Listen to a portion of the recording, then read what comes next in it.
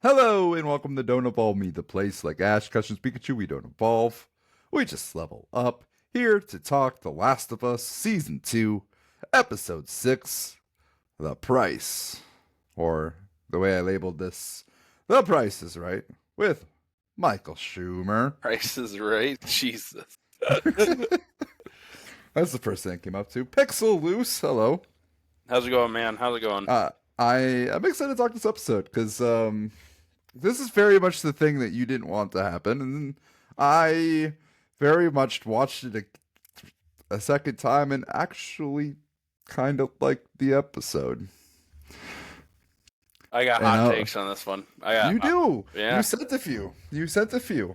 Some of them were like season 3 talk, season 2. I feel like it's like the after season 2 video. Did we? So before, I think one of the elephants in the room that kind of just came out after this episode is the fact that they're saying this there might be a season 4, and I just there is. I told you. Based off the pace they're going, I just don't know how they're gonna do that without. They would have really had to slow down this season for that to make sense for me. Yeah, I'm at a place where I guess I'll cover this more later in the episode, but I have thoughts.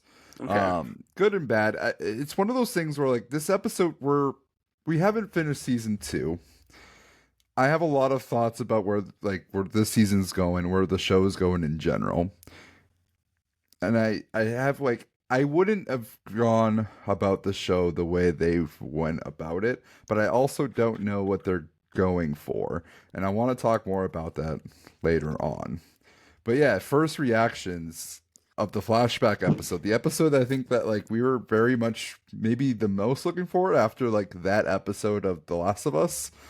One that you were afraid for because you had a feeling that the scene that you didn't want to happen until what would be season 4, which you were probably hoping was season 3, at the very last scene of the show, happened in this episode. And it happened in a way that didn't happen in the game, and it was different. It was a different way they showed this scene. And I have thoughts on it, good and bad.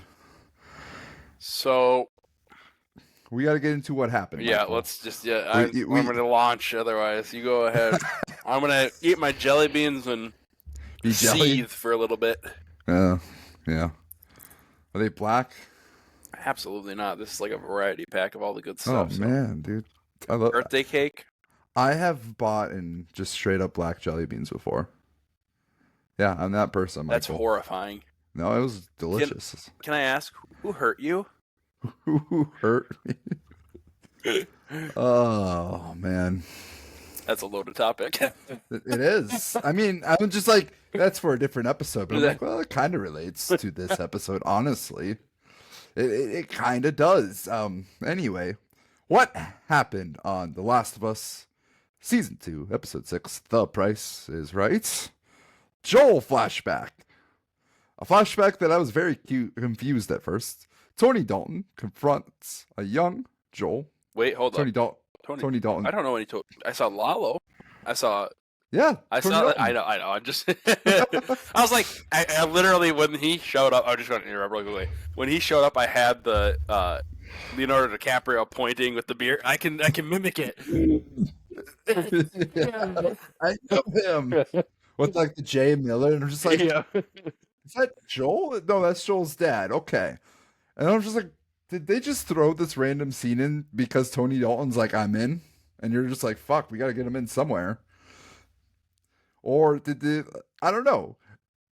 I have more thoughts on this specific scene, and actually I feel I get it now. But let's all right. Tony Dalton confronts a young Joel about a drug deal gone bad. Joel states that he won't lay a finger on Tommy. Joel then grabs a beer, gives it to his son, confesses that his father beat him more than he's ever beat his kids, and basically just says to Joel that he hopes that he'll do better than his kids. And that was more or less the scene. I mean, we can get into details of what they did exactly, and the fact they would be in juvie. His dad's a cop. But yeah, a scene that I wasn't expecting. Wasn't expecting Tony Dalton, but great to see him. He owned the role like he does always. Moving on, I have like very few highlights because I literally just went from like flashback to flashback to flashback. So bear with me a little bit. 15th birthday. Ellie burns her bite mark on, I believe, a hot pipe. I thought it was well, it doesn't matter. It was like a hot pan or something, but yeah. I thought it was like a hot pipe, and I don't know. She burns it. She's high off painkillers. Tommy brings her back. Joel gets a bigot cake for Eli, which I didn't really like realize how evil that cake was, because I was like, oh, he misspelled it. I'm like, wait, no, Seth baked that cake. It's a bigot cake. He did it on Not. purpose. Oh wait, hold on. I'm gonna contend with that real quick. I don't necessarily know if it was because we don't know if Ellie's been open about her because she had. We don't even find out till later on in the episode that she's like, or Joel doesn't even know until like Oh, 3 years later. So I'm assuming it was like kind of on the DL. I took it as a mistake, but then I was like, wait a second, the bigot made this. Of course it's, I don't know. I took it as like he did it on purpose. I feel like at least that's what the writers probably like, you know, I didn't think like that, but that's an going for. interesting theory. Yeah, I feel like the writers like indicated it was like, hey, this is Seth's like bigotry coming out. Maybe it was purposeful, maybe it was not. Direct, indirect, who knows? Either way, Joel gets a bigot for Eli. Ellie just takes it in one bite. They laugh over it. Joel gives her a custom guitar and then plays Future Days for her. Before we go any further, that's the most based GIF I've ever seen in my life. If somebody made me a fucking guitar, I would. I mean, I think you know this. I play guitar, Yeah. and I would literally lose my shit. And when he showed him cutting the bone for the bridge, I was like, this man is so fucking goated for this. Jesus. Dude, he like carved a moth just because like, oh, she keeps drawing these. I don't know why she keeps drawing these, but like it means something to her. So I'm gonna put that on. Like, I'm like, dude, that's fucking dope. That's a dope ass gif. For for even more dope ass gif, the gif that we were waiting for this entire season, 16th birthday. Joel takes Ellie to a museum. Ellie gets to climb a dinosaur. And in the museum, we see her try out Apollo 15, try on a helmet, and get to relive the experience of an astronaut. And for us, the people who played the game, part 2, big moment for us, because this was like one of the like standout flashbacks, was playing this scene. It was only like a 5-10 minute scene in the show, but very much it was like an hour gameplay for us. But more or less, that was kind of it. 17th birthday, Joel stumbles into Ellie's room while she's doing stuff with Kat. Ellie has a tattoo on her arm of moths. Joel kind of stumbles in, freaks out. Very average, typical dad from like the early 2000s. You're doing drugs, you're doing this. That line all was the teenage actually hilarious. All the teenage stuff at once. Drugs, smuggling around the girl, getting a tattoo. I was like, yeah. It's like, yeah, a little bit. It's like, no, you're not in your right mind. Get out of here. What would you do if? Okay, I mean, minus like, I think just in general, like your kid fooling around, you're gonna be like, as a parent, you're like, oh, what is this, 17th? I mean, it's one of those like, you're mad that you walked into that, especially when you're trying to surprise her for like a birthday, and you're like, like I think Joel's gonna react the way most parents are gonna react in that scene. But he does obviously say a bunch of shit that like not great. Yeah. But like what a stereotypical parent would do in this scenario, which I think is really interesting. And there's a dynamic here at play that I just think it's fucking. I'll explain it later. Just remind me, okay? But I love the dynamic at play here. 19th birthday. Ellie's getting a little bit more suspicious of Joel's truth about Salt Lake City and what happened. They go on patrol together. This is one of her first patrols. And they encounter Eugene. Or they get called for emergency. And they end up encountering Eugene. Did we skip him? Did we miss a birthday? Was there an 18th birthday? I don't That's think. what I'm I think they trying to skipped it. remember. I think they skipped an 18th birthday. Okay, sorry, I didn't mean to interrupt. I was just I think like, they did. okay. I was questioning it too, but I'm like, no, they skipped an 18th. We don't know what happened on her 18th birthday. Nothing significant, apparently. Or it's a season 3 thing. I don't know. You can't do all the birthdays, Michael. She got sick, okay? Don't get greedy. That's still one of the funniest lines to come out of this pod series. I just want you to know Probably. that. Don't get... He lived. What did you say? He lived to 40. Don't get greedy. No, they left the 60. Don't get in greedy. the apocalypse. Yeah. Don't get greedy. All right, so they encounter Eugene. He's bitten. Wants to go see his life one last time. Joel's like, he can't do that. Ellie's just like, no, he's fine. He's got an hour left. Let's go get him. And then he's like, promise me, Joel, we're gonna go get him. I'm gonna go get the horses. You're gonna lead him here. And he's like, I promise, Ellie, we'll do this. In the very similar way that he promised in Salt Lake City. Like, same look, same way he said it. Joel then does the opposite, takes Eugene to a really nice spot on the lake, overseeing some mountains, and really is like a giant. It was a beautiful shot. Like, those mountains are fucking gorgeous.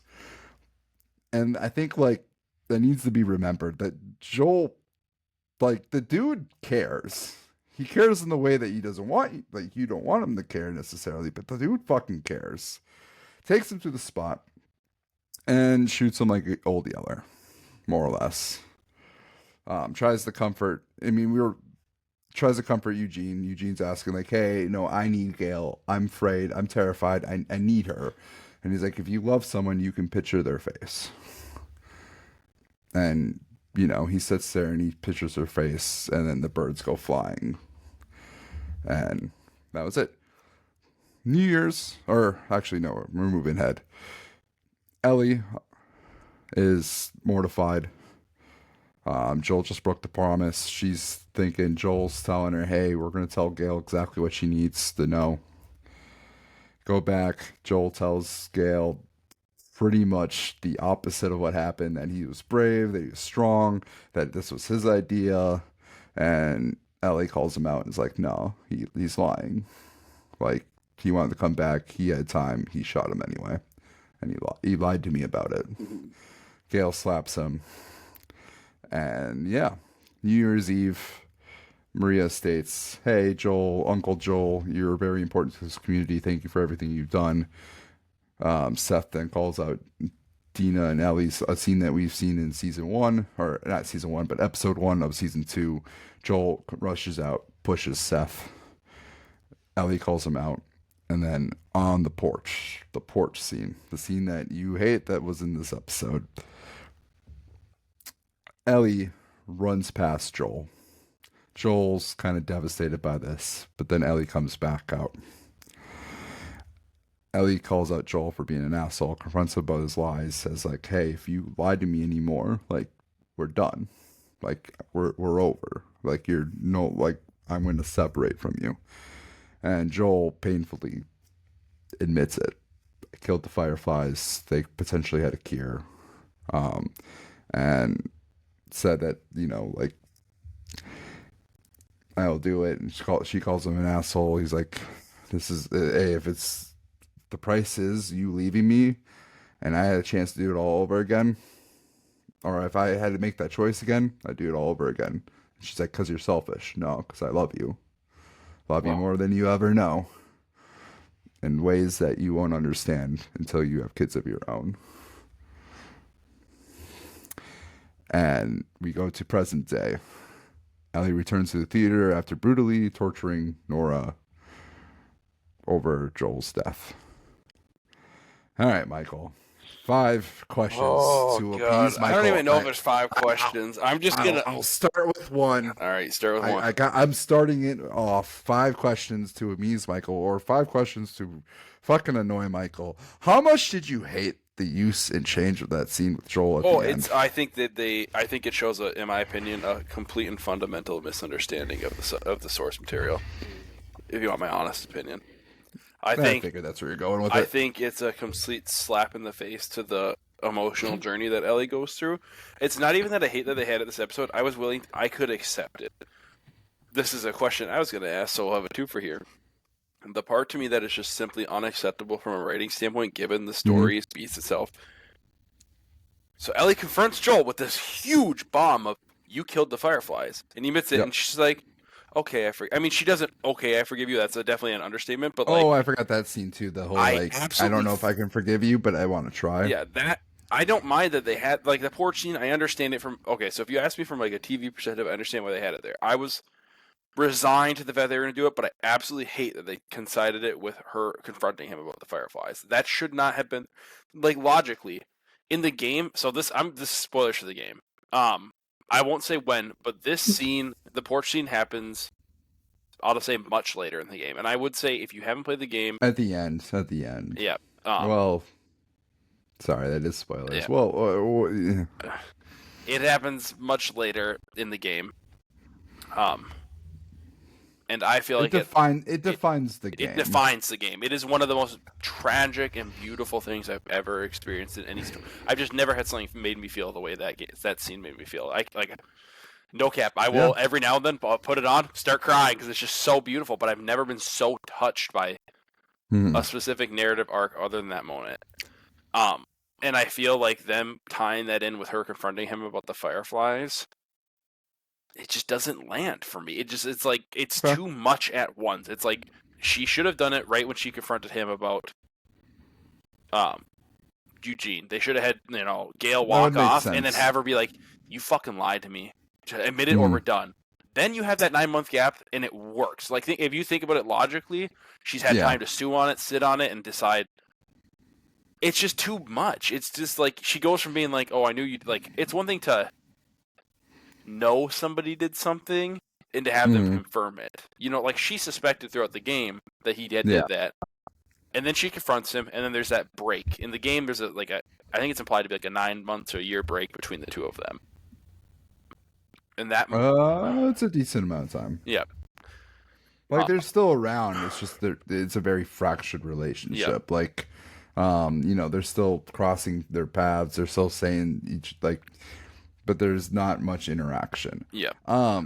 I watched this episode once and I was kind of turned off the first time I watched it. I thought it was like a really good episode.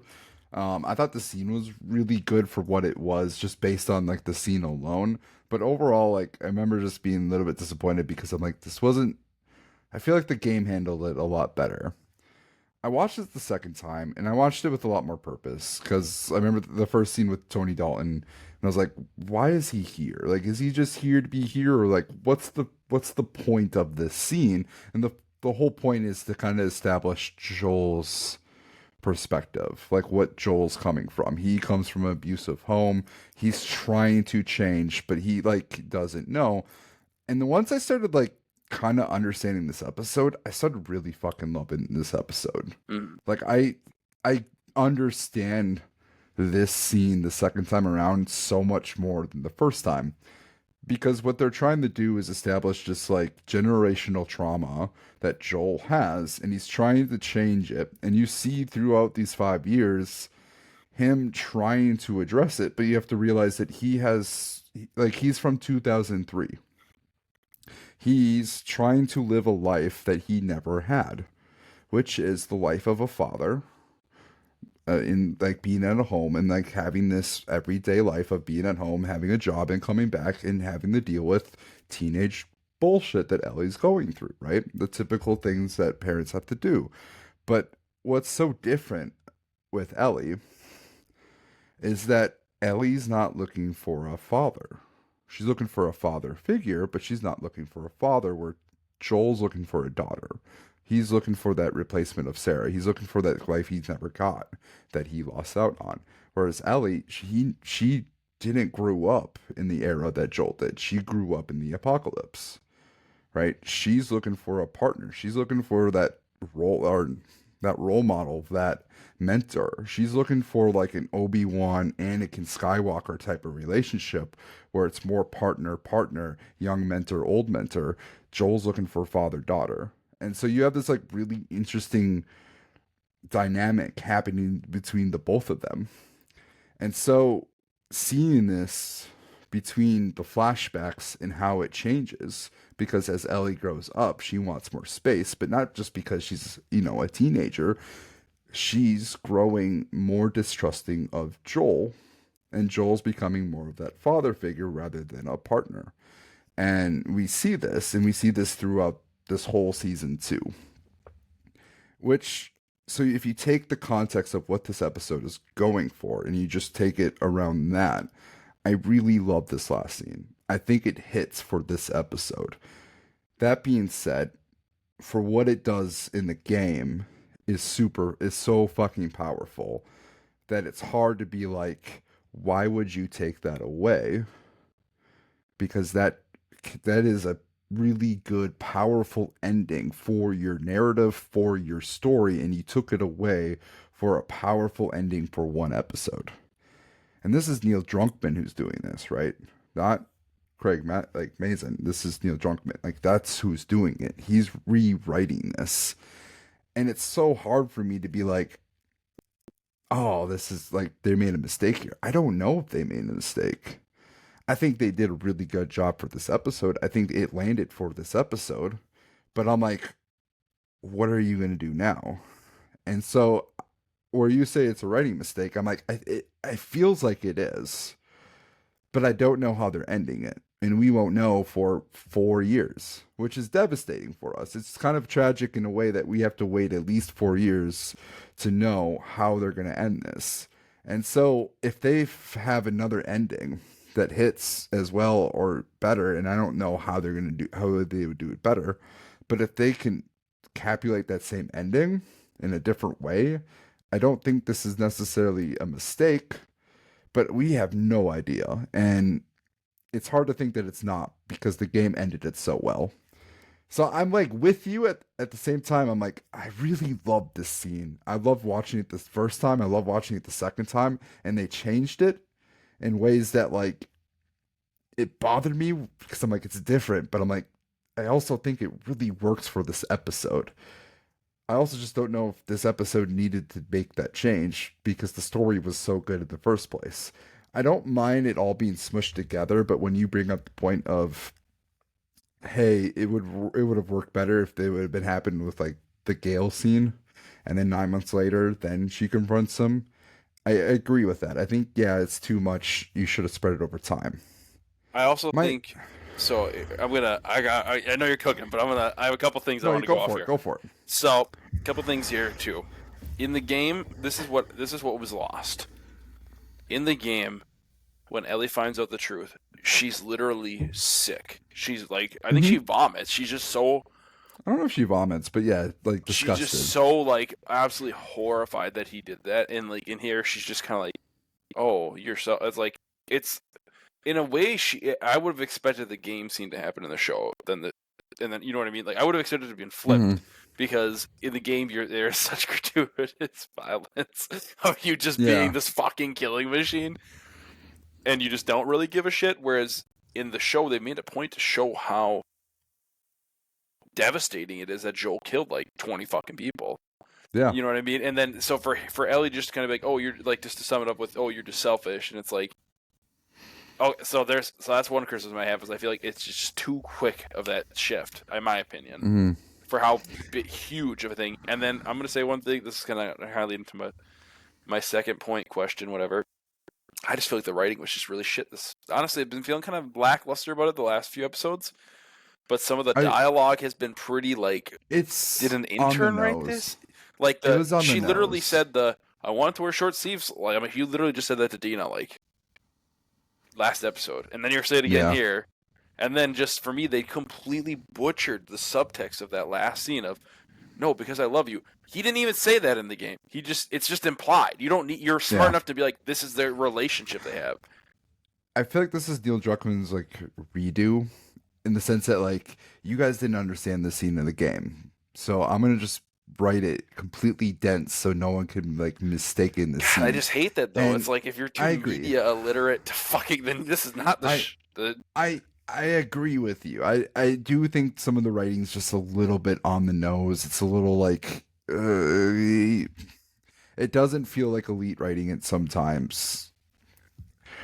So, and I'm not really giving you a elite review because my mind's like blanking a little bit of like, how do I put this? I really like the episode, but there's so many times where I'm just like, I feel like he's trying too hard to make the point of like, the message feels like it's more in your face, on the nose of, hey, my this generational trauma and trying to overcome, and this difference between like Joel being the stereotypical dad. Like it feels a little bit on the nose. But I don't hate it. Like that's like my only real complaint, other than like the overall what it does for the whole overall story. I have a lot of questions. I don't think I would have wrote this season this way. I have a different way that I would have done it, and I think this leads to my second question of, would season two been better if we would have just made episode six the entirety of season two, and then we end it with episode one and two, and it ends with Joel's death? Like, I feel like, wouldn't that be a better season two? No. I think so. I would. So here's my thing. Here's my More thing. Pedro Pascal. It would, yeah, but I mean, sure. I mean, I'm point. sure they are like, "Woo, we got some budget. We got some production a little bit here." So, well, pardon me. Sorry, I'm just gonna quick product plug. I'm drinking some good old Drecker beer. I was telling Jake, I don't know if I said this on the pod, but every time we have an episode, I think there's been Mhm. one episode where I did not have a beer, but every time I have a Drecker beer here. So if you're in Fargo, hit them up. If you're not in Fargo and it's in your store, good stuff. So, anyways, I'm gonna drink my beer and cook for a little bit here. Um, so one, I don't think it would work having it like that, because I think it would. What's beautiful about this story, and this is where my biggest problem with this season and where they're going with, I think, the rest of the show, is you have this juxtaposition between Ellie's descent into rage, hatred, grief, self-loathing, um, justice, revenge, whatever you want to call it, just this path, this dark, dark spiral, juxtaposed with the kind of would've, should've, could've's. And remember, like, if you've ever lost somebody really close to you, that's where I think this game is beautiful. Like, if Yeah, you've that's lost fair. somebody close to you, you've been there. Maybe not exactly, but in Deli's shoes. But like, I know when this is where I'll share my personal thing. I had a complicated relationship with my dad. I miss him, but we had our differences. We were very different people, and so I related a lot to watching Ellie go through. Man, I'm like tearing up a little bit here. Go through her journey in this show, in the game specifically, because it so closely aligned mine, where you have this rage and this anger that how unfair life is and that this is happening.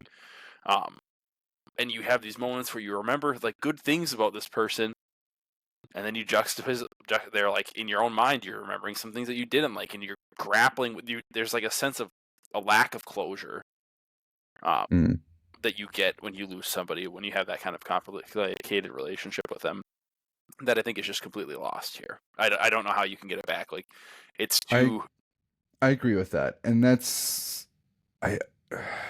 We were talking about how part two did this, how part two was going to work in a TV format, Mm, and I think the truth is there needed to be some type of change. The truth is, like, part two worked as a game. Part two as a season two, there needed to be a lot of changes. And mm, I think you hit the whole theme, the whole thing about part two. And this is somewhat of a spoiler, but somewhat not. And if you don't want to hear it, just skip 30 seconds. There's a button right there. Just hit it. The game is about rage and grief, but the game is about forgiveness. mm. The game is about Ellie forgiving Joel for what Joel did, not getting revenge for his death.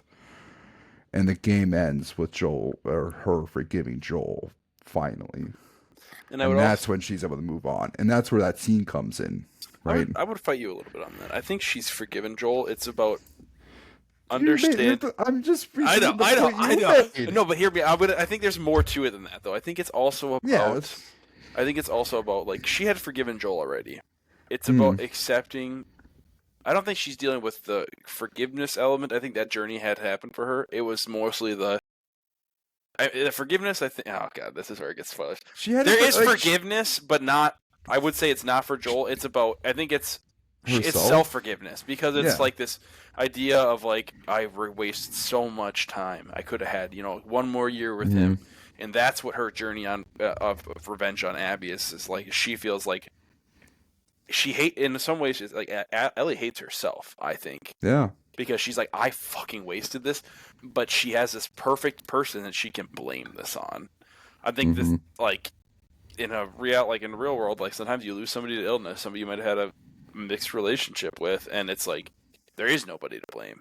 There's just you just find you're lost in your own thoughts, and you're like, oh, I fucked up, or maybe you do. Like I know when I lost my dad, I didn't realize it at the time, but I was in a dark place. I was just angry at everybody and everything, and like didn't really think anything of it. But I just remember I was ranting to my mom about some stupid work thing, and she had basically said something about like, "Is this really about your dad?" And it just broke me right there because I had that click moment of that's what this is. Is like it was a few months afterwards, and I never really processed it, and grief has a fucking number on you, man. It does. And I think does. that's where I think it's truly, truly tragic the direction this show adaptation has taken, because I was truly hoping this was going to be the kind. Maybe this is my own fault, right? Like I get the show's going to do its own thing, but I felt like the game did such a beautiful job of showing how powerful grief is in our lives, and it's to quote another famous show that talks about grief. It's like, what is? Oh, I'm going to butcher this. What does he say? Man. What is grief but if not What is grief but love persevering? exactly? And like I think we lost that this episode. I think we've been kind of losing it this whole season, but I think this episode is really. Are we losing it, or are we seeing in a new perspective? I think it's just really dumbed down. That's what I would say. I think it's really. Yeah. I think it's really unfortunate. I get why they did it. I get it. Yeah. But I think, and I understand. Like I said, I understand that they probably couldn't have done this the way the game does. No. But I just think there maybe was different avenues that were not explored. That's my problem with it. Like, yeah. I get you. I'm weirdly with you. I'm like in the camp of like I think this works for the episode. I think this works. I think like I enjoy it for what it is. mm-hmm. But it's hard not to think that it could have like it's hard not to think like why didn't you just do it the way the game did it? Mm-hmm. Why didn't you do closer to the game? And the answer is we don't know. We don't know what their end product is. We don't know what their end story is. And maybe there's a change that we're going to enjoy even more, or maybe it's a change that like gives us a different version of a story, that is worth telling. Because here's the thing. This is the way I see it. I don't necessarily know if I want part 2 of the game exactly bit by bit. And this is where like I wish they kind of would have just done what I kind of proposed. I wish episode 6 was just season 2. And the reason why I think this is it'd be really cool just to get a Joel Ellie like season of them trying to bond, having this like weird dynamic of trying to set in with Jackson, giving us more details, giving us more story with Jesse, giving her more it would have been really cool because that ending. And I know it's very different from part 2, and I know it's a whole different story from part 2, but I think that's the point. Like in a game, you have to play when the action is there, right? You have like it's only interesting once the conflict is there, and you have to take control of the character and shoot some shit, or more or less do game actions. But in the show, you can tell more of a story. Season like going to the flashbacks, going through the 5 years of Jackson would be really boring game. There's not a lot going on action-wise. This whole episode was a flashback of Jackson. There wasn't a whole lot of action. I don't even think there is any action. I think that's why they couldn't do it that way, though, because there isn't like a call to action for the show to like. Because what would you be watching the show and you'd be like, oh, it's a character drama, but that's not really how the first. But that's exactly what it would be, though. And this is where I'm just like, if you're going to change this much, why wouldn't you just change it completely? That's You a know what I fair. mean? See, that is a fair criticism. I can get behind that. And that's where I'm at. I'm like, I feel like you could have just told a really good episode 6, and like it didn't have to be 7 episodes. It could be 8. It could be 10. It could have been 6. And then you end it with episode 1 of the season. You end it with episode 2. That's your finale. Ends with Joel's death. Boom. You have to sit with that for 2 years, right? And then you get to Seattle. And then you split up the Seattle into 2 different parts. You get Abby, you get Ellie, and you get that final, confrontation when that happens. And I'm not going to go any further than that. So right, and then my... you get California in season 4, and then we can't go any further because I'm realizing I'm like spoiling it as I'm saying it. But that's how I would have done in the it. paint there. So here is okay. Well, if we went into what we'd get so off on a tangent. So here's my question. Save it for the end. Save that stuff for the end of the season. What do we think about the fact they're doing 3 seasons? Ugh. I love it. I love it. I'm for it. This is where I'm just like fundamentally, I'm like they had to. They don't have to. They chose to. Yeah, but they here's had to. Here's the thing. I would not be opposed to it, but we're talking a 4-year at minimum, if we're lucky, 4 years to find the ending of the story. And why are they doing this? There's like a couple obvious reasons. Part 3, which I can. Part 3, baby. Part 3. I can understand that, but I would rather them do it well so that a part 3, because I feel like part 3 is going to have a pretty substantial time jump. I would be shocked if it's anything less than like 5 to 10 years. We're getting old Abby, or not old. Well, maybe old Ellie. Yeah. And you're hitting the spoileritos right now. I guess I don't know. Who knows how the show will end? He's just like. We'll put a spoiler warning. Warning. I may or may not spoil some things. I infer a lot of things. I don't know. Like the show's still gonna go on. Joel's dead. Spoiler. If I spoiled that for you, what are you doing here? We are definitely like way off these 5 questions. Yeah. But so I want to go ahead. Yeah. I want to rail this in. Big question that I have. Was Joel right about Eugene? Not the lie to Ellie. Not the lie to Ellie. But was he right about Eugene? I can't see. This is where I'm torn. He's not wrong. Okay, here's what I would say. He's not wrong that he killed him, because it seemed like he was starting to turn a little bit faster there, because he said he felt cold and he was getting a little disoriented. Mm-hmm. So I don't blame him there. He's an asshole for lying about it. That's where I'm like, you are a piece of shit for that. You should have just owned it and been like, that's the whole thing, is like, Joel doesn't want to face the consequences for his actions. That's his problem, fundamental problem as a character. Yeah. He struggles with that a lot. Flaw. Yep.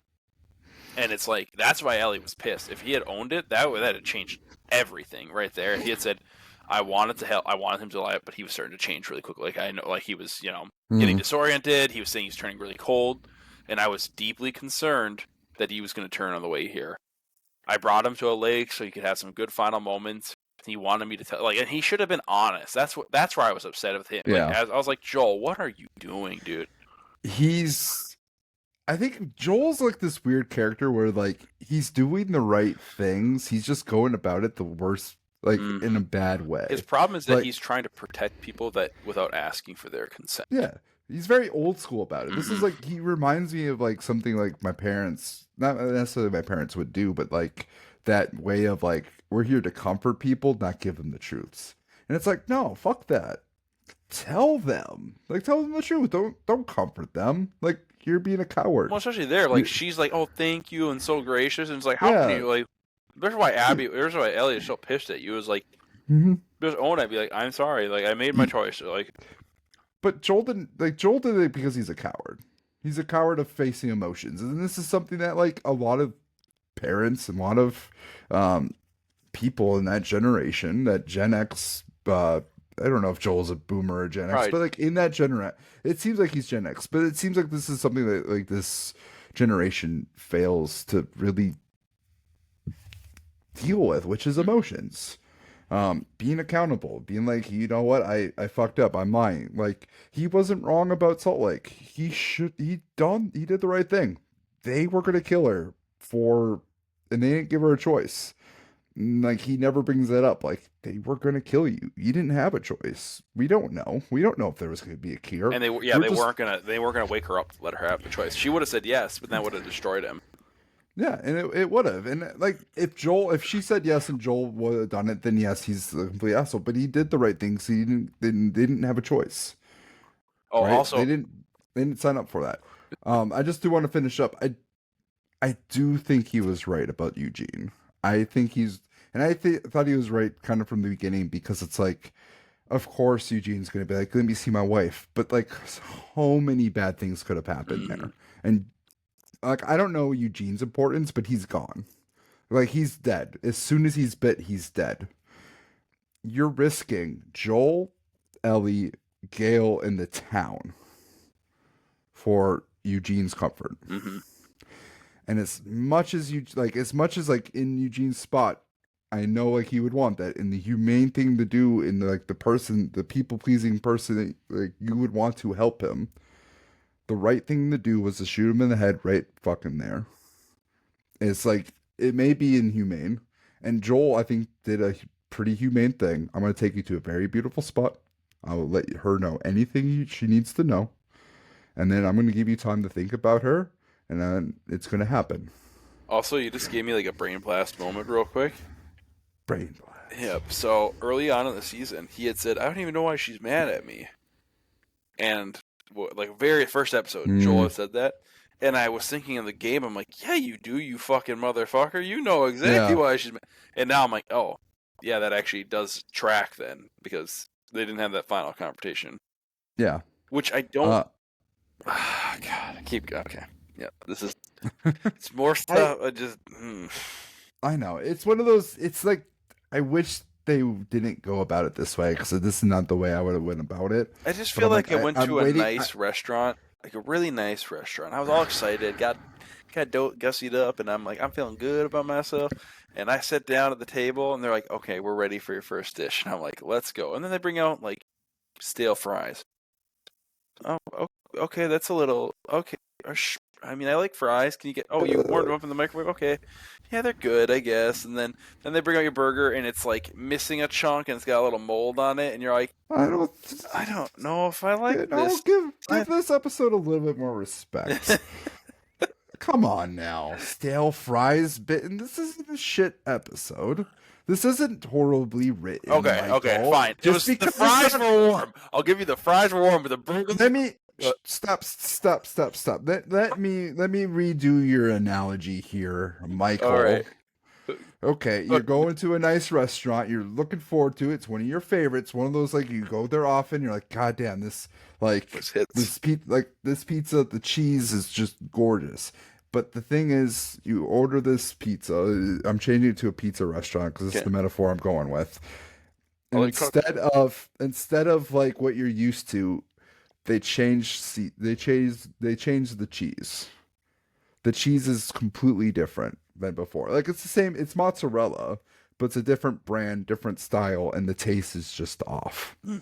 And it's like, you're eating it and you're like, I hate this because it's not what I want. It's not what I asked for. It's not what I signed up for. But at the same time, it's not necessarily bad. It's just not what you wanted. And it might be bad. You have to wait a couple months until you try it again.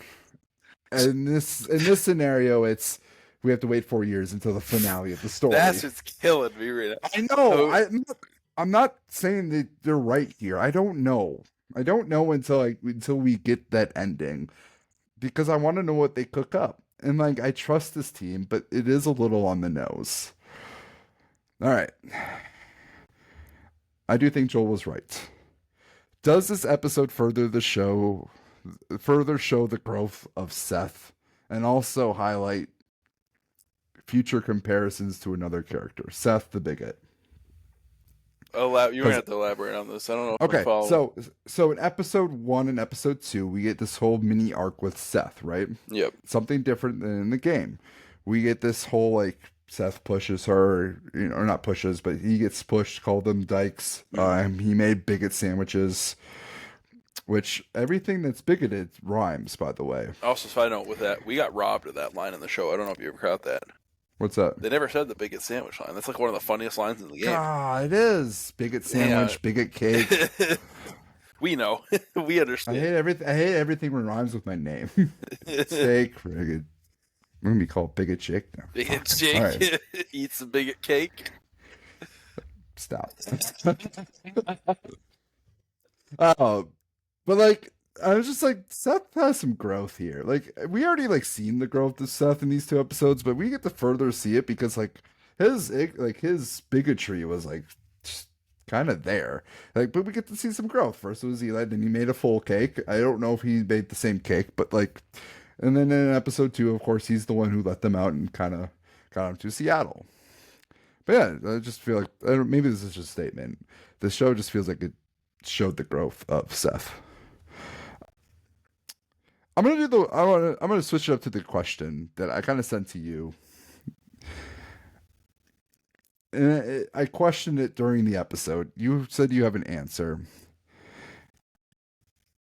If Jackson has a functioning hospital, more or less, why doesn't Joel, Ellie, and Tommy and/or Maria share this information with doctors for a potential cure? Okay. I don't get it because I feel like this would just save a whole bunch of fucking grief for everyone involved. All right, here's what we're going to do. Right now, Okay. second, I'm going to drink a beer. And you're gonna cook? Got like 2 sips left in that. All right, I'm ready. First Down off, it, man. it's too sour. Ugh. I like the. Also, that's a sipper. That's a sipper. It's too like sugary. I don't know how to explain it. Whatever. The college self in me is very disappointed. I don't know. If you had As this, I'm you'd understand. It's like I'd get gut rot if I did it. And I don't feel like wanting to puke my guts out in the bathroom because it's too much sugar in my tummy. Anyways, all right. First off, fundamental problem with that already right off the bat. Ellie is led to believe at the beginning of the season that being immune is Mhm. not a rare thing. It's a common thing. So fundamentally, it structurally from the story wise, it would never be able to happen because Jesse can't tell, or Joel can't tell everybody she's immune because he already told her that it doesn't matter that she's immune. Well, yeah, this is like, with the idea of like Joel doesn't like tells her that like, hey, I was lying about that thing in Salt Lake City. But yes, okay. Go on. Number 2, practicality. They might have a hospital, but they don't have a world-renowned neurosurgeon or anybody. They have Not people. yet. They have people that might have some medical understanding or even be like a doctor, but not. They probably do not They likely do not have the equipment to do it. Probably not. Okay, so there's number 2, practicality. Yep. Another version of the practicality is if you go tell people that have been living in this post-apocalyptic world, there's this girl that is immune and she can't get bit. Look, she got bit right here.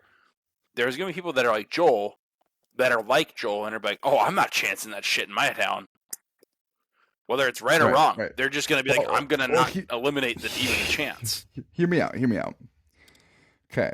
I just asked this because like they do more or less have a functioning hospital. Like Ellie was in a functioning hospital for 3 months, right? The reason why I bring this up is Jackson in the game is like hundreds, maybe a little over 1,000, right? Jackson in the show is thousands of people. Like you have thousands of people. If you can have someone in a hospital like room and environment for 3 months, and you have that type of like you have enough people for that, then it is likely to assume that there is at least smart enough people because like in the game the person who worked on Ellie only had a bachelor's in medical. Like he was a surgeon but nothing more. He had no no, he's literally just a surgeon.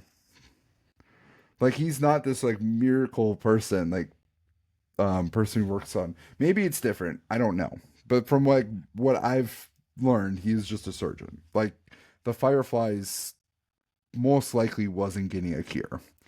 You're looking into it. I am. But but from like my perspective, it's like if you let's say Joel, Ellie, Tommy, right? They know this information. They know that she's immune. If you have a functioning hospital, and you're like, hey, we went to the Fireflies for immune. They said they had to kill her.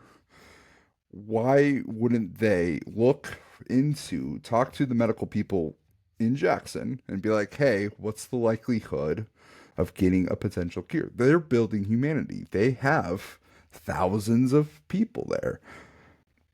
To me, I'm just like, why wouldn't you look into this? And not just look into this, looking into this, getting Ellie involved, the more likelihood Joel can admit and be like, hey, I did lie to you. They weren't giving you they were going to kill you. They didn't give you a choice. Of course, if they did, you probably would have said yes, and it probably would have, fucking, I probably would have shot myself. Like if like that, I think Joel would have, or he would have lost it. Maybe he goes to Jackson, but I don't know. Like he would be devastated. But like, I feel like Joel would be more vindicated if this happened, because like, hey, I lied, but also we're gonna look into giving you a cure that doesn't mean killing you. Like we're taking time. And maybe they don't have the people, maybe they don't have technology, but they have shown, even in this episode, that like if they look in the right places, you can get the right equipment. Same thing in this game that happened way later on with another person who needed medical attention. They had to go, get supplies in a very horrifying place. Here's the thing, though. Even if we assume that Ellie would have been like, okay, Joel, I understand. We'll try to find a cure. Here's the other problem, though. The only way you could make this work is if you kept it on the extreme down low. And I don't know how you would do that. But how would you do that? Like, all the doctors Patient are like, confidentiality. all it's going to take is patient. You would hope people would be. But all it takes is, you go home. Oh, yeah, we were checking out that girl. Like, the girl says she's immune. You see, that girl, they're saying that. Yeah, we have an observation. And then it's, Here's why I think it would work. Everyone would want this to work. People would be motivated for this to work. Hey, we have a potential cure here. We have a person who's immune. We have a potential cure here. They have a functioning city, a decently working wall. They have they have everything you would want from a civilization. They're in a perfect spot to build they're in a better spot than the Fireflies were in. Arguably, you just need the people, right? And in time, you get that. In time, you could train that person. You have books, you have this. Like, if you're building up a society again and you have a potential cure in your house and you're building society to the point where you have a functioning hospital, why can't you build a potential person who could potentially get this cure out of her? And, if you can keep her alive for 40 years. And I think this would be a more interesting story and a more interesting game because Ellie, she's going to be trying to risk her life all the time. And they're like, you can't get killed. You are humanity. You are. I don't know. Here's my counter argument. Again, I'm just gonna keep. You just keep countering. I'm playing my trap cards here. I'm cooking here. Here's the thing, though. I have a point. I think what's going to happen is even say you get that doctor, he's going to be like, I don't give a fuck if it kills this girl. It's a cure for me. He's just going to do exactly what the Fireflies did, and they're like, but what? You're slippery sloping this, man. Like you're like, what if this? That's right. What about this? What about it? Neocon on this shit. You're what about it? Like yeah. I'm calling you out, Michael. I think this would work. And this what about it? What about this? What about you can't do what about? No, but what I'm saying is like they have a functioning hospital. It's not hard to think they wouldn't be able to do this because the Fireflies were able to do this. And I don't even think the Fireflies had it. What I'm saying is like this is the difference that I don't think the showrunners really thought this through. If you make Jackson this much like this big, this huge, and you have a functioning hospital and you have this advance of a functioning society, why wouldn't this be an option? And this option would also dispose this whole conflict altogether. Well, that's why they can't do it that way. So right, and that's ultimately it. And like in the game, they only had a few hundred people. It makes sense. They did not have the functionality to do this, but in the show, they had a lot more capability of doing this. They have a freaking therapist. They have people counseling. Like if you're at a point in society where you're counseling people going through grief, you could probably work on trying to find a cure. You have 40 years as long as Ellie doesn't die, right? Essentially. All right. So I don't know. That's where I'm at with it. I thought it was a good question. I thought it was like a good like, ooh, this is potentially what is it? A plot error? It could be a part 3 like point because it's possible Could that be. Ellie like It could be a part 3 point too. Especially after they rewatch this episode of Don't Evolve Me and like, oh shit, they didn't think of that through. Nah, So- probably not. I did have one more question for you, and I'm trying to remember what it was now. Okay. Fuck, I'm gonna remember this. Ooh, after I the have pod. one last one. You say yours, I'll eventually remember mine. As I nibble on All this right. jelly bean. Just or not enough museum scenes. Not enough. I agree. Not enough. I agree, man. I wish this was the whole fucking episode too. That's why I wish, like, I think so. Okay, here's my problem. I wish they would have slowed down with it. Somebody pointed this out on Reddit. Mhm. It was so succinct. If they're gonna do 3 seasons, it's fine. They have picked the worst fucking possible way to like do this. Like, if they wanted to do that, they should have ended Possibly. the season at day 2, in my opinion. Killing Nora, end of the season, but they could have still had a flashback episode with the entire museum section. There's other. They could have Yeah. made this work and given us more time with Pedro, because that would have really sunk it home with like juxtaposing that with Nora's death. That would have really hit home. Or they could have done it in a way like they're going really at a weird rate. That's what I don't understand. Is like I'm fine with it being 3 seasons per se, And then but I'm just kind of like, how the sorry. fuck are you gonna do this without adding a ton of unnecessary shit? I mean, it could be necessary. I guess like I'm at just a point where like I don't know what they're doing here. I don't necessarily like it, but I also don't know what they're cooking up.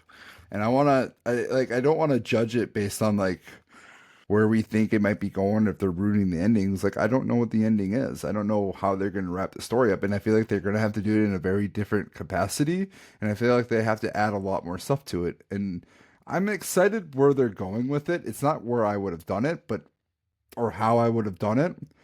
But I'm excited to see it. I guess like if they were to switch it this up, I just wish they would have really just switched up the entire story because I didn't know how they were going to do part 2, and I still don't know how they're going to do part 2. I'm like it feels clunky. I don't disagree with you there. It doesn't feel like we're like I don't know if they should have end the season with episode 7 because it doesn't feel like it's going to be very satisfying, nor did the reviews really indicate that. Where it's like maybe you should have just maybe waited another year and released season 2 as a part 1 part 2 scenario, and you had it and then you released season 3 as like an epilogue season for California or something like that. And I think like that would have been a better way of doing it. Whereas like this just feels clunky. Like this is season 2 and this is part 1 of season 2 and this is the finale for part 1 but I don't know. I guess like I don't know how the next episode's going to go. I'm more or less projecting what I heard of reviews and what I think is going to happen. I think where I'm just fairly confused is I don't know how, because they've said they don't want to do stuff beyond like what the games have shown, and that's where I don't know how they're going to do 3 seasons. You know what I mean? Like little bits here and there. California, but that's what I mean. But they said they didn't want to do stuff like that. That's where I'm like, so how are you going to do this? We'll see. We'll see. We don't know. Yeah. I don't know. Let's get into the ratings. MVC, MVB ratings, Michael. How low are you going? Do you want me to do my overall rating or MVC, MVB real quick? I don't remember what order we usually go in. Is it? I thought it was usually rating. Usually rating. 3. Ooh, I gave it 4+. Hard 3. I fucking love this episode. I think it's a good standalone episode. I gave it 4+. I'm gonna look at what the other judgmental critics are saying on IMDb real hot quick. Take 4+. I honestly think it might be the best episode of the season, just based on it alone. But I think initially I walked away thinking like, is this the best episode? I might be leading episode 2, but I'm like, it's good. It's a good episode. It's pretty great. Some of the writing's clunky. I don't know what it does for season 3, season 4 ending. I'm looking at the top rated episodes here. Okay. Episode. Fact checking. How off are you, Jake? These are what other people think. Your subjective opinion is wrong. It's All not these other wrong. I get why you have. I get your opinion. Your subjective opinion is wrong. Look at these other subjective opinions. They do not match with you. Yours is wrong. So, wow, that's so interesting to me. The Is it high? worst rated episode of the entire show. Can you guess what episode it is? The worst. Is it Ken? No. Is it the one where Joel dies? Nope. That's actually that- rated at... Is it this episode? No. The worst episode is Day 1. 6.3 on IMDb. Then Really? it's the episode after Joel dies. That's The Path. The first episode of season 2 is the third. Then it's Left Behind. How is it not episode 5? Because I thought that was the worst one of the season. Was that last episode? That's Yeah. That's the one right after this one. That's Feel Her Love. Yeah, Feel Her Love. Long time is it? It's the 10th highest, or episode 10. I think What's it's the highest episode? I'm getting 3, there. right? I'm cooking here. So, Oh. episode 9 is Please Hold My Hand. That's the episode where they're in the first episode of Kansas City. Mm-hmm. This last episode was episode 8. Okay. Then it's Kin. Uh-huh. Then it's the last episode of season 1. It's episode 6. Uh-huh. Sorry, I'm just cooking there. I'm already on a roll here, so I'm gonna finish this. Then it's Infected, and that's the second episode of season 1. Okay. With the kiss scene. Great then scene. The episode's not as good. I don't get it. Okay. And then it's the episode Joel dies. It's number 3. Mm. Then number What's 2. number 2? Is it episode 8 of episode 1 or season 1? Yep. So it's Okay. it's the David Okay. episode, and then number 1 is Endure and Survive. So it's the Salmon, and it's the second episode of Kansas City. I'm shocked that's the highest rated. That's so wild to me. These are It's some episode 3. IMDb. You be wildin', dude. I don't know what you guys are all smoking on there. I don't know. It's one of those things too. There is a I almost mentioned this in our text. There's a difference between me and you that I think is interesting too, and I think maybe this is why our views may have different from this episode alone and the last scene. The line, "I love you in a way you don't understand." That is like, as a dad.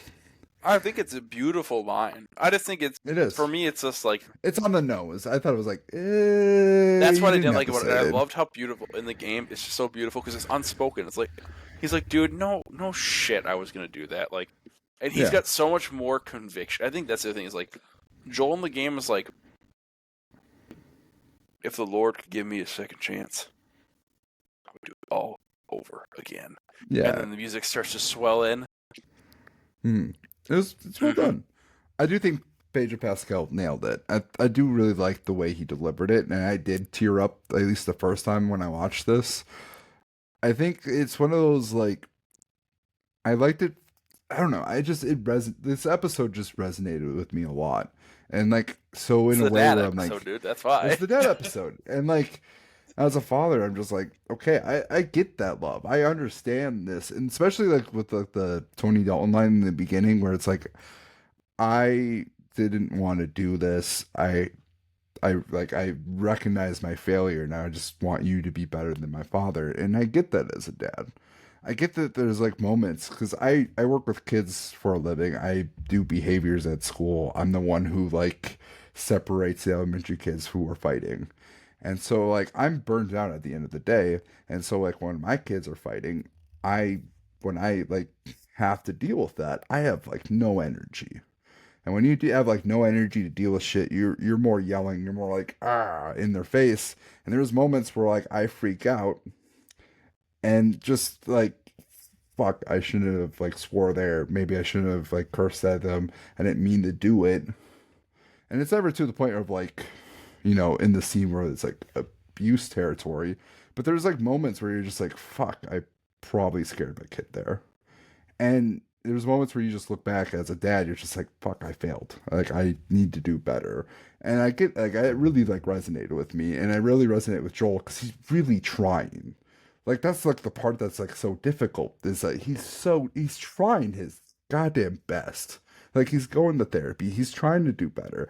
But the thing is, he fucking fails because there's this divide of he doesn't understand Ellie. He doesn't understand what Ellie wants, but he's accepting of the fact that she wants space and be his like own person. Like he respects it at least. He goes with it, but like he just can't get past that lying. He can't get past of like dealing with the consequence of the truth. He cannot deal with those emotions. And it's so hard because it's like he's trying so hard. He's doing a lot of like the right things. He's just not doing the thing that Ellie needs. And it's so interesting to see. And this is why I like this episode. Because I'm like, there's a lot of good stuff happening here. And so like on its own merit, I'm like, I think this is a really good episode. In the grand scheme of things, I'm more towards you. It's like, oh, I wouldn't have done it this way. But I do really like the episode. So that's why I give it a 4+. Like in terms of like the season, I'm a little like I'm concerned about the. I don't disagree. I am too. I'm just. I think where I'm rating to you is like you're doing a better job of looking at it as a whole, and I will agree with that. It probably as a whole is probably not a bad episode. I think what concerns me is like I'm like you guys have just fundamentally altered the story in a way that you can't. The genie's out of the bottle, so Yeah. you're really gonna have to put something. You're gonna have to cook. You're gonna have. You better have a fucking hell of an ending. Like you better have something that makes the original part 2 ending look like dog shit. Well, you gotta match it, right? That's what I mean. But you got it. But it has to be like. But narratively, they're gonna have to work really hard now because this to me just completely like there was a flow to the story, and they just destroyed it. It's just like I don't know. It's not. I'm saying that's bad, but they have just like it's not gonna. Do they have to work hard? I don't know. Like I don't know what they have to do. How do you change? I don't know what. Without getting into spoiler territory because I don't want to spoil anybody. But I'll just leave you a question. When you think about the ending of a story, how do you change it to work now? Because they just ripped out the most important part of it. Instead of flashbacks, it's a dream sequence. But how does that work with the content? I don't know. Maybe I don't know. Like I wouldn't know without going further into like spoiler territory, and I wouldn't like. This is where like I think the show has to make your own story. Like I think you just have to, and I think that's where I was when we did this, season 1, and we did season 2 predictions. I'm like, I don't know how you do this, but like I don't know how you tell this game story. Like you have to almost tell your own story here, and that's where I'm just like, they're telling their own story. I don't know what that looks like. I don't like season 4 when they get to this like moments. Maybe they have a fundamentally different ending that works in different ways and delivers a different message. The only way I can see it working, the only way, I think you'll agree with this, is that they set the ending up for season 4 to continue on to part 3. And that at that point, part 3 is already out or going to be out, so we already have the premise set up. That's the only way. And I'm just like, how do you do? Like, Maybe. Once again, like, how do you do this? I don't understand. Like, we'll see. I don't know. We'll see. All right, let's get to MVC, MVP. I put MVP, most valuable performer, to Pedro Pascal. Maybe it's the fact that this is his last episode ever on the show. Is it? Rip. It is. Did they? Well, they made the case that this is like his last as a main character. That I can see. Yep. At least that. They stated this is his last episode. We'll see. Dude, I just had the most fucking goated idea that they should do in season 4. Have you ever seen the original announcement trailer for The Last of Us Part 2? Probably. It's like Ellie playing guitar. Oh. And it's like that I walk through the valley of shadow of death song or whatever, and then it's Joel walking into the house with all the dead bodies. I could see them putting that in there, but just obviously that would be like a dream sequence thing. That would be cool as fuck. Sorry. Anyways, I just thought about that and I was like, damn, they should do that 100%. You're welcome, You're welcome, Craig Mazin and Neil Druckmann. I just fed you a nice little morsel. We have a lot of cool ideas that you don't have to give us credit for. Just take it. Yeah. I mean, if you throw thanks M&S in the quarter or Pixel Loose in the credits, I won't say no to that. Or Don't Evolve Me. Or both, yeah. Yeah, Michael Schumer, Jake Schumer. Mm-hmm. Anyone else for MVP? I don't know if Bella Ramsey. I was going to say Tony Dalton. It's not a big. I'm not even. That's not even a bit. That's fair. Because I think he tears up a little bit at the end. It's like I hope he's better. good. And it's like, damn, I got chills. I was like, I think his name. I think they said his name is actually Javier Miller, and I was like, I like that. So it's still like it is. Or is it Javier Miller? I don't know. I think he ate. I would have to give it to Pedro, though. I think Pedro ate a little bit more on that last scene. Because I think as a performer, I think he killed it. I think writing-wise, it could have been less words like the game. But like just from an actor perspective, I think Pedro Pascal killed it. Just like he did Eugene. Sorry. God, if that was the close, you know what? You should have saved that. You should have saved this segment for the very end of the episode. Yeah. And then left it there, and then be like, and that's it for the. That's it, folks. NBC most valuable character. Ellie?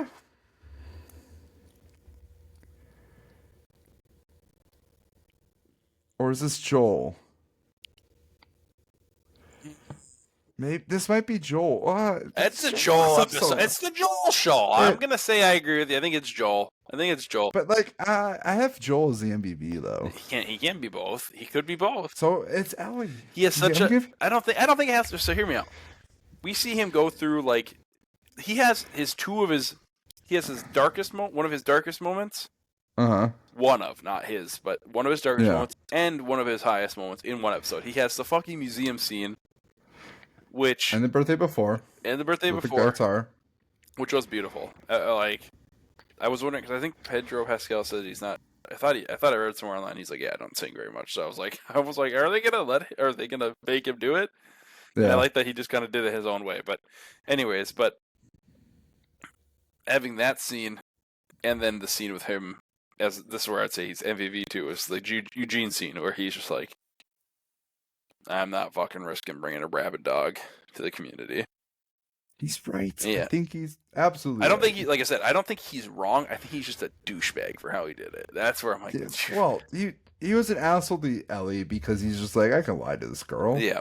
It's for the betterment of everybody else. It's like, nah, dude, Somebody said on Reddit, they're like, you betrayed. What he should have said is that because he doesn't want to disappoint her, and it's like, okay, but sometimes being a parent is saying the thing that your kid doesn't want to hear, but it's just reality. I mean, like we got to do this. This is what patrol is. Is like sometimes you have to make some shitty fucking choices, and I'm not going to deprive you of that to make myself feel better. I think, and that's what he did. Yeah.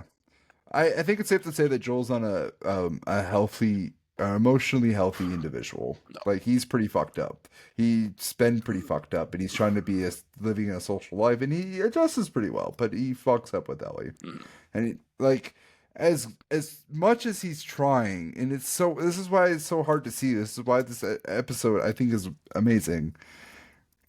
Is that he's trying so hard, but he's still fucking up, and I as a parent I get that, and as a child to Gen X parents who I feel like struggle with this emotional like maturity, dealing, owning up to shit. Like, I get that because I see it within like, not just my own parents, but I see it with like, people who are from that generation around me. Like I see them struggling with that. Like, I want my kid to try, and I want to connect with them and all these different things. It's like, well, have you just talked to them and figure out how to make that work?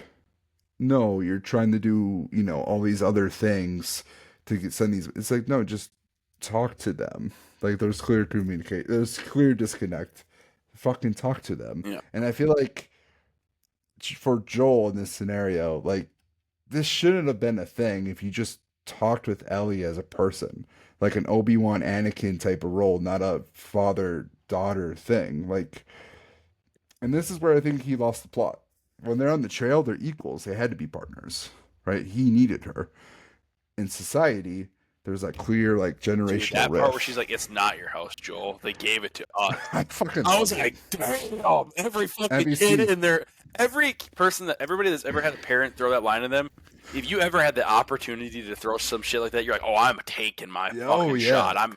I got the gun. I loaded Mhm. that ball. Like, boom, gotcha. How you gonna?" And he's just like, you can see it like he had like the thinking, like when you're cooking something, and it's just like, deet, deet, deet. It's like- It was just like the whole idea is like, fuck, this isn't like how it was. This Yeah. is like, we're not back in 2003. This is 2028. Or, I can't do this shit. Or I guess, no, technically it was 2027. That's a whole 24 years. God damn. Yeah, that would be a fucking wild jump. So, yeah. All right. MVP. I have Joel just because I think, like, he is the villain of this episode, more or less. Like, he was the villain. Like, he's like the protagonist, but also the anti-hero. Yeah. Like, otherwise I have Seth, but I'm like, he's not, like, he's in the background. Eugene kind of is the conflict. Yeah, but So he's he's not. not I would really a see him a villain. villain. Yeah. I would say Joel's probably the most villainous. If anything, I think you would agree with this. Ellie is more of a villain in this episode than Joel. And not exactly, but you could She's the argue. antagonist. Mhm. Ooh, which might be. No, I'm not gonna say it. Anyway, this was Don't Evolve Me. Fresh takes. Get your fresh takes here. Talking Last of Us, Season 2, Episode 6, The Price is Right, with Michael The Schumer, price, aka just losing it. Pixel Loose. Yeah, that's what I'm writing on the YouTube I like page. it. The Price is Right. All right. Well, anything else to add before we sign off here? Or I guess we technically signed off. I don't know, man. I can't believe we're at the end of the season. There's a lot of highs, a lot of lows. I think we're gonna end with a lot of confusion.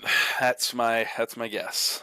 It's going to be a good last couple episodes for us as we talk season 3 predictions. Mhm. But we have one more episode to go.